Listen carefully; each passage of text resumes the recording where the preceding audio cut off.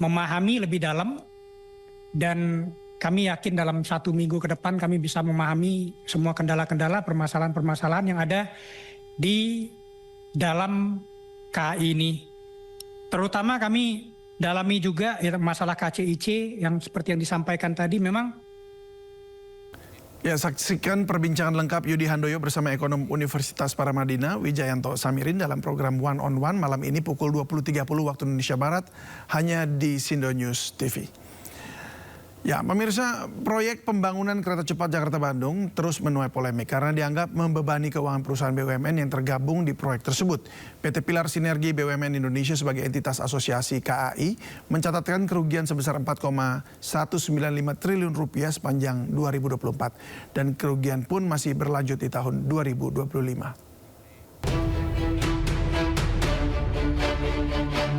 Proyek pembangunan kereta cepat Jakarta-Bandung terus menuai polemik.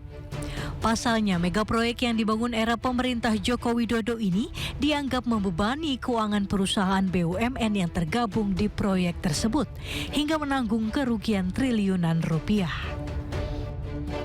Pembangunan kereta cepat Jakarta-Bandung yang dimulai tahun 2016 ini pada awalnya hanya membutuhkan biaya 86,67 triliun rupiah. Namun realisasi proyek kereta cepat Jakarta-Bandung ini membengkak atau mengalami cost overrun hingga sekitar 7,27 miliar dolar Amerika atau setara 112 triliun rupiah. Pasca proyek rampung dan beroperasi, WUS terus mencatat rugi dengan nilai sangat besar. 4 BUMN Indonesia yang tergabung dalam konsorsium PT Kereta Cepat Indonesia China harus ikut menanggung beban utang dan bunga tinggi kepada pihak China.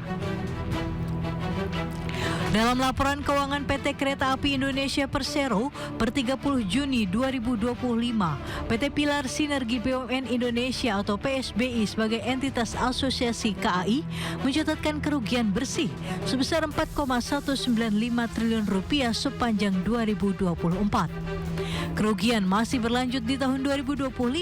Per Juni 2025, PSBI kembali merugi dengan nilai cukup besar mencapai 1,625 triliun rupiah. Dampak dari kerugian besar yang diderita PT PSBI sebagai pemegang saham mayoritas di PT KCIC, perusahaan-perusahaan BUMN yang tergabung dalam konsorsium harus ikut menanggung renteng kerugian dari operasional WUS. Dalam rapat kerja dengan DPR pada Agustus lalu, Direktur Utama PT Kereta Api Indonesia Persero Bobi Rashidin mengakui beban utang proyek kereta cepat Jakarta-Bandung akan menjadi bom waktu bagi perseroan. kami mohon nanti satu waktu lagi apakah kita dalam bentuk FGD gitu ya untuk memahami lebih dalam, dan kami yakin dalam 1 minggu ke depan kami bisa memahami semua kendala-kendala, permasalahan-permasalahan yang ada di dalam KAI ini. Terutama kami dalami juga ya, masalah KCIC yang seperti yang disampaikan tadi. Memang ini bom waktu.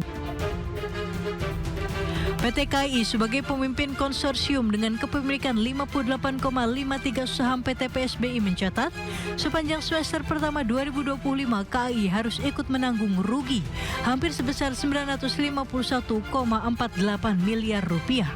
Sementara pada tahun 2024, KAI harus ikut menanggung rugi sebesar 2,23 triliun rupiah.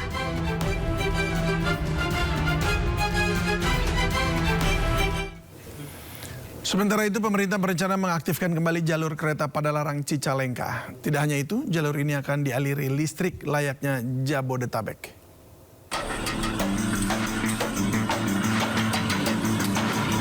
Jalur kereta sepanjang 42 km yang menghubungkan Jawa Barat akan kembali beroperasi.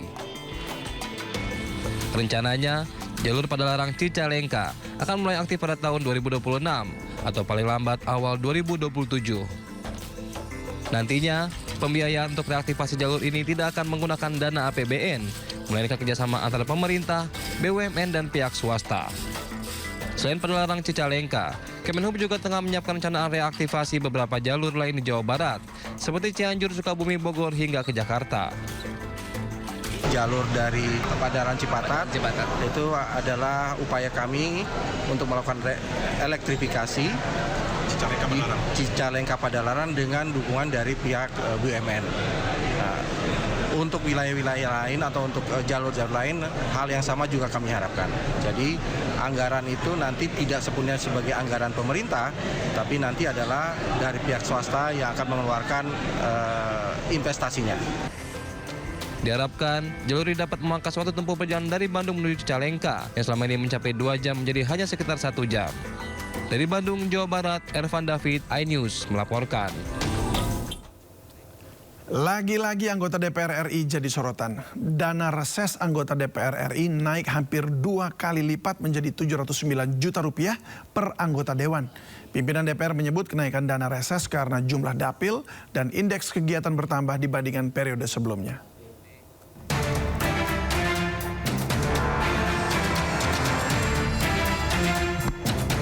Setelah DPR memutuskan tidak menaikkan tunjangan perumahan bagi anggotanya usai di demo besar-besaran di berbagai daerah, kini muncul kabar kenaikan dana reses anggota dewan. Dana reses adalah uang yang diberikan kepada pimpinan dan anggota DPR setiap melaksanakan reses.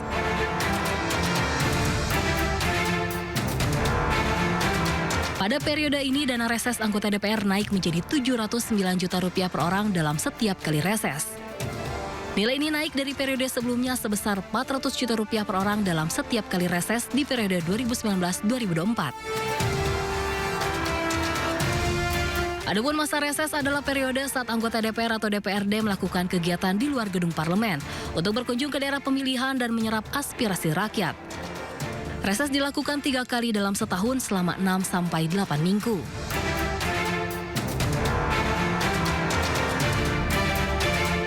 Wakil Ketua DPR Sufmi Dasko Ahmad mengungkap alasan kenaikan dana reses karena indeks kegiatan dari jumlah dapil yang didukung bertambah dari periode sebelumnya. Ia juga menegaskan dana reses tidak masuk ke kantong anggota dewan, melainkan untuk kegiatan reses di dapil dengan berbagai kegiatan menyerap aspirasi rakyat.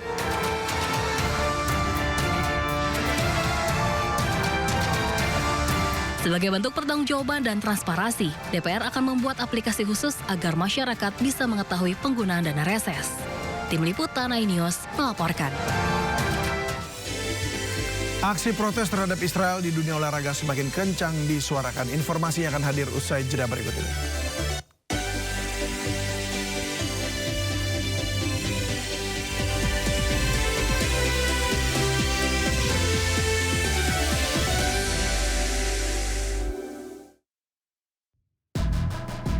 Kasus hukum dan politik di Indonesia. Hukum itu menuntun bangsa Indonesia menuju kemajuan. Mengedepankan objektivitas dan juga fakta yang ilmiah.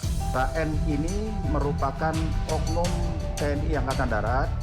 Membahas setiap cerita dari banyak sudut pandang. Kan polisi kan manusia bukan robot. Saya nggak lihat itu dari pemerhati HAM ke sana. Inside Story, Selasa pukul 8:30 malam di Sindo News TV.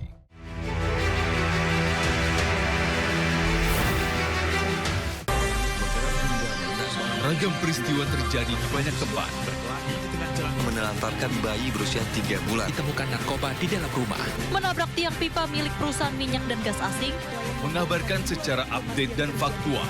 Warga pun ramai-ramai berjibaku mengevakuasi mobil. Harus menyeberangi sungai Cikaso. Yang menampilkan sejumlah alat yang rusak. Setelah nekat meracik obat.